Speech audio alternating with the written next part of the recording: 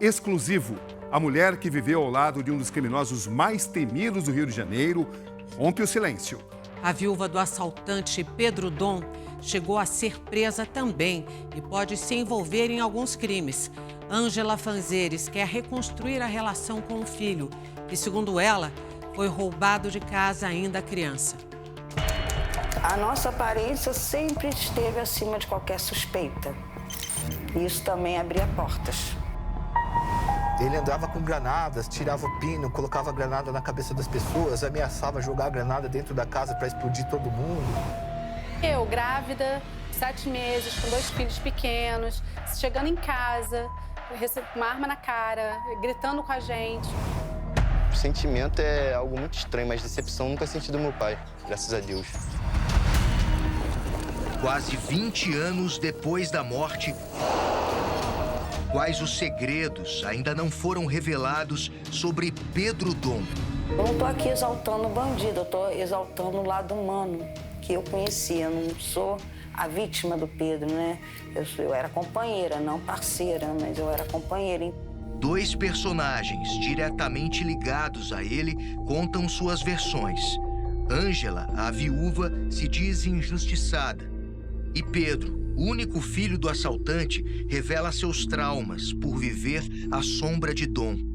Mãe e filho não se falam. Cara, foi coisas da vida, cara. Foi Deus quis assim, né? Aos 24 anos, Pedro Machado Lomba Neto já era um dos criminosos mais procurados pelas autoridades. Foi ainda na infância que descobriu o mundo das drogas. O Pedro Dom, ele nasce na classe média do Rio de Janeiro, na zona sul da cidade, e filho de uma mãe e de um pai que tinha um poder aquisitivo para estar dentro da classe média. O pai dele era um policial civil bastante famoso na cidade do Rio de Janeiro também. É a partir dessa adicção que ele começa a desorganizar a vida da família dele. De boa aparência e bem vestido, ele passou a assaltar casas e apartamentos da capital para sustentar o vício. Todos eles estavam bem vestidos, né? Talvez justamente para ganhar confiança, caso tivesse um porteiro, fosse entrar, para não levantar suspeita. Pedro Dom invadiu os imóveis sob efeito de drogas e acompanhado de pelo menos 2 comparsas. Violento, ele ameaçava os moradores e funcionários em busca de dinheiro e joias. Muitas vezes, além das armas de fogo, ele utilizava até granadas. Dessa forma, se tornou o líder de uma quadrilha especializada em assaltar condomínios de luxo, que aterrorizou o Rio de Janeiro nos anos 2000. Desde lá de cima dava pra ver nitidamente que ele que estava comandando tudo, ele gritava, ele estava, né, vem pra cá, olha pra lá, não sei o quê, vamos descer agora. E eu senti realmente que eles tinham ingerido álcool, porque dava pra sentir. Um dos últimos assaltos de Pedro Dom foi registrado por câmeras de segurança. 2 homens desembarcam de um carro e abrem o portão com uma chave mestra. O de camisa branca é Pedro Dom. O comparsa veste um terno. Em seguida, moradores são rendidos ao abrir a porta do elevador. Depois, outros ladrões entram no edifício. Quando deixam o local, os assaltantes carregam bolsas cheias com os pertences roubados. 6 anos depois de deixar a prisão, a ex-mulher de Pedro Dom fala com uma equipe de reportagem pela primeira vez. Como é para você relembrar essa história, Ângela? É difícil, né, Diogo? Eu acho que ninguém tem orgulho de ter errado no passado, mas eu acho importante a gente levantar a bandeira dos nossos erros até para poder elucidar essa história. Também criada na Zona Sul carioca, Ângela conheceu Pedro por amigos em comum. Ficaram juntos por 5 anos.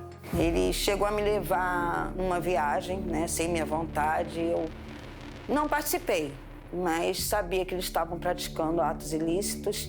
E bem no comecinho eu cheguei a dirigir uma vez para ele, para nunca mais. Porque eu não sou uma pessoa que gosta de violência.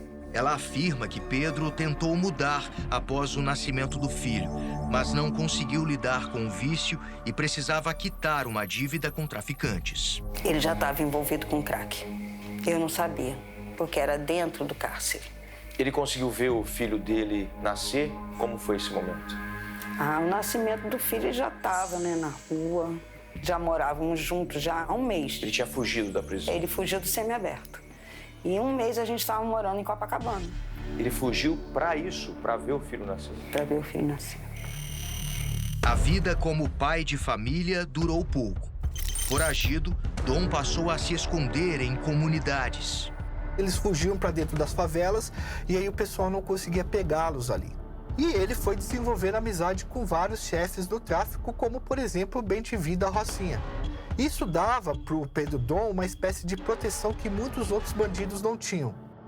Depois do último assalto, também na Ilha do Governador, Dom pretendia atravessar a cidade de moto e se refugiar na Rocinha. Era 15 de setembro de 2005. Na época, a polícia conseguiu grampear o telefone do assaltante e um bloqueio no túnel Rebouças foi montado para interceptar o grupo criminoso. Todo mundo querendo ver o menino, né? Fica até ruim de trabalhar, né? Tá, mas eu vou só com os olhos. Em uma ligação com um cúmplice, Dom afirma que de forma alguma se entregaria. Chega muito perto, lá vai bolinha, lá vai bolinha, lá vai bolinha, tô assim, mano. Eu vi que ele nem tem chegado perto de mim, mas chega perto de mim, já vai bolinha neles pra cá. Para tentar escapar do bloqueio policial, o assaltante lançou uma dessas bolinhas, uma granada, e tentou se esconder em um prédio na Lagoa Rodrigo de Freitas, mas acabou cercado e morto pelos agentes. Numa entrevista à Record, o pai de Pedro Dom, morto em 2018, disse que o filho era apenas mais um criminoso. Não era tão poderoso quanto a polícia ou a mídia divulgavam. Ele se tornou famoso porque a mídia o fez assim. O colocou num patamar que não era o verdadeiro patamar dele. Quanto tempo depois que ele saiu de casa que ele morreu? 2 meses. 2 meses depois dele ter deixado... 5 meses meu filho tinha. Como que você reagiu à notícia? Isso é gritar, chorar. Eu me batia nas coisas. Foi horrível. Ângela foi presa 5 vezes por crimes como falsidade ideológica, furto qualificado e formação de quadrilha. Ao todo, passou 10 anos na cadeia. Eu fiquei 1 ano até vir em Mato Grosso do Sul. Aí sim. Aí ela fez a denúncia de Mato Grosso do Sul, do furto que eu fiz lá. É furto, não é assalto. É um furto milionário. E eu continuei respondendo lá dentro. Aí eu não consegui sair mais. Não é um pouco contraditório, Ângela, você querer tentar tirar o Pedro dessa vida e tentar formar essa família e ser um exemplo para os seus filhos e ter essa ideia de ir para o Mato Grosso? É contraditório, sim, mas naquela época eu enxergava que eu não tinha problema igual a ele. E eu fiz uma escolha totalmente errada. Hoje eu reconheço isso. E agora ela tenta se aproximar do filho. Ele foi roubado na minha casa ainda bebê, não lembra de nada. Então a autora, vou falar assim, né, alegou que ele foi espancado, foi negligenciado, que ele vivia num antro horrível. Ela fala que eu sou uma mulher mais velha que o filho dela, que eu que botei ele na vida do crime, que não é verdade, eu nem envolvida naquele nível era. Pedro Henrique Fanzeres Lomba, hoje com 19 anos, surgiu recentemente nas redes sociais, onde compartilha relatos e imagens sobre o pai. O jovem foi criado pela avó paterna e afirma viver uma realidade completamente diferente de Dom. Associam muito. Eles acham que a gente é a mesma pessoa, quando não tem nada a ver. Te acusam de alguma coisa? Acusam? Porra, que isso, cara? Toda hora. Toda hora. Mas nestes vídeos compartilhados na internet, ele aparece exibindo uma arma. Por mensagem, Pedro afirmou que era um simulacro e que o vídeo foi compartilhado com um grupo fechado de amigos. E assim como fez Ângela, Pedro pretende escrever um livro sobre a história do pai. Mas sobre a possibilidade de uma reconciliação, ainda não existe uma data para mãe e filho se entenderem. A esposa pode contribuir revelando um lado que ninguém conheceu do Pedro Dom, apenas ela ou outras. Mas o filho, quando nasceu, o pai já era história. Pro bem ou pro mal já era história. Ele não tem nada a acrescentar. E eu torço muito para que esse filho, lendo ou assistindo a tudo e sabendo quem seja o pai, como todo filho deve ter, tenha o pai como exemplo. No caso dele, exemplo do que não ser, do que não fazer. Nunca senti orgulho das ações dele, mas sempre senti orgulho muito do meu pai ali, né?